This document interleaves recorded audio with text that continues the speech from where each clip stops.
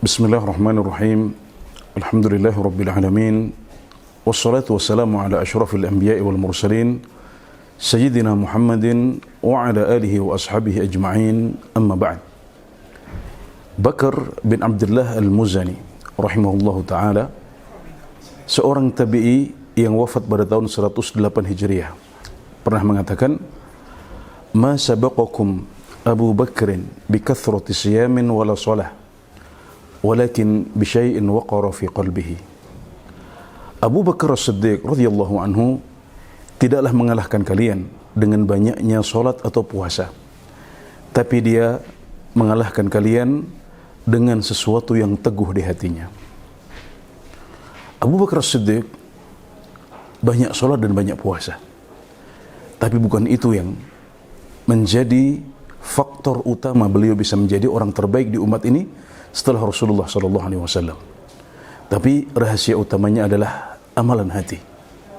Iman beliau, tawakal beliau, khusyuknya beliau, harapan dan rasa takut beliau, yang semuanya itu adalah amalan-amalan hati.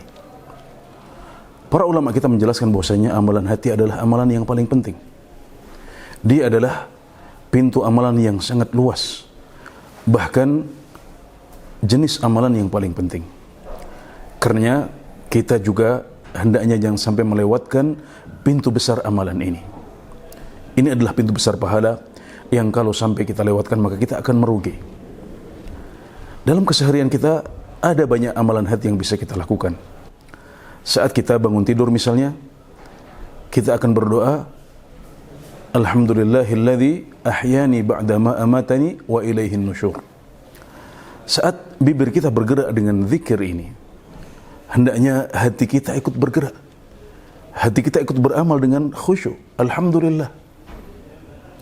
Kemudian saat kita akan mengerjakan sholat subuh, maka di situ ada amalan niat. Kita atur hati kita agar sholat kita ini dan juga ibadah-ibadah kita yang lain selama hari ini hanya karena Allah Subhanahu wa ta'ala. Saat kita sholat subuh, maka kita bisa melakukan amalan hati yang satu ini, yaitu khusyuk. Kita khusyuk, tadabbur dengan zikir-zikir dan bacaan yang kita dengarkan dari imam. Ini juga adalah amalan hati yang sangat penting. Saat kita membaca zikir pagi, maka di situ ada khusyuk dan tadabbur. Juga kalau kita menambahkan bacaan Al-Quran di situ, kita bisa tadabburi dan resapi makna kandungan, dan itu juga adalah amalan hati kita. Saat kita berangkat ke kantor atau ke tempat kita kerja, kita keluar rumah dan di situ disunahkan untuk membaca Bismillahi tawakkaltu 'ala Allahi la haula wa la quwwata illa billah. Kita bertawakal, tapi jangan hanya di mulut kita saja. Saat kita mengucapkan Bismillahi tawakkaltu, hati kita harus ikut bergerak dan beramal dengan memasrahkan diri kita semuanya kepada Allah Subhanahu wa ta'ala. Jadi mulut kita berzikir, hati kita pasrah kepada Allah Subhanahu wa ta'ala. Juga kita berangkat kerja dengan penuh harapan kepada Allah Subhanahu wa ta'ala. Sambil mendorong gerobak kita atau menaiki motor kita, kita gerakkan hati kita dengan roja, harapan kepada Allah Subhanahu wa ta'ala agar rahmat dan rezekinya turun pada kita hari ini. Di siang hari, ketika kita makan siang, setelahnya kita akan berdoa, Alhamdulillahilladzi at'amani hadza wa razaqanihi min ghairi haulin minni wala quwwah. Di sini bibir kita bergerak, tapi jangan hanya bibir yang beramal. Hendaknya hati kita ikut bersyukur. Alhamdulillah kita bisa makan hari ini. Kemudian setelah itu ketika kita tidur siang, kita bisa niatkan tidur siang itu sebagai sunnah Rasulullah SAW. Istirahat sejenak agar kita bisa segar kembali untuk banyak beribadah kepada Allah Subhanahu wa ta'ala di hari yang tersisa. Di malam hari, saat kita ingin beristirahat, kita biasanya menutup pintu rumah kita. Nah, menutup pintu rumah pun ada amalan hatinya. Saat kita menutup pintu rumah, jangan biarkan hati kita kosong dari amalan.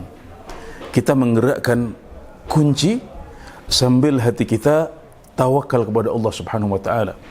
Katakan dalam hati, ya Allah, mengunci pintu ini adalah ikhtiarku, tapi tidak ada yang menjagaku dan menjaga rumahku kecuali hanya Engkau, ya Allah.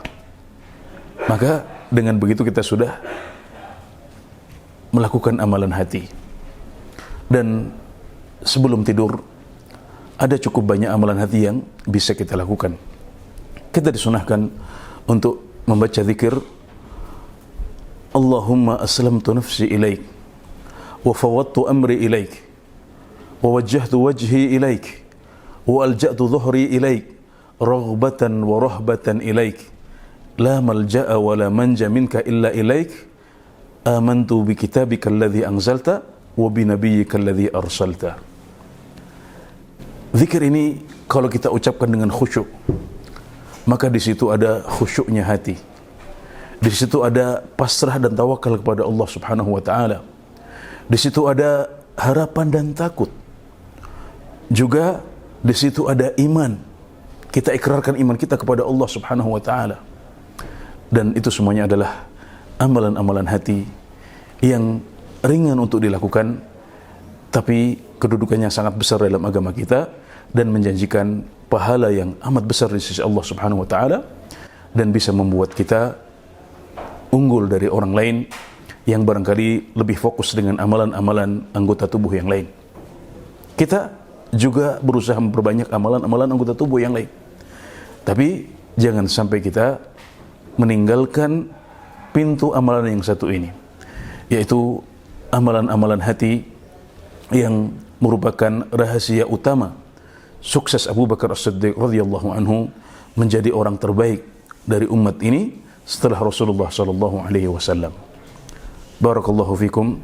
Semoga Allah memberikan taufik kepada kita semuanya untuk bisa mengamalkan ilmu yang kita dengar dan memperbanyak amalan hati kita di sisi Allah Subhanahu wa taala.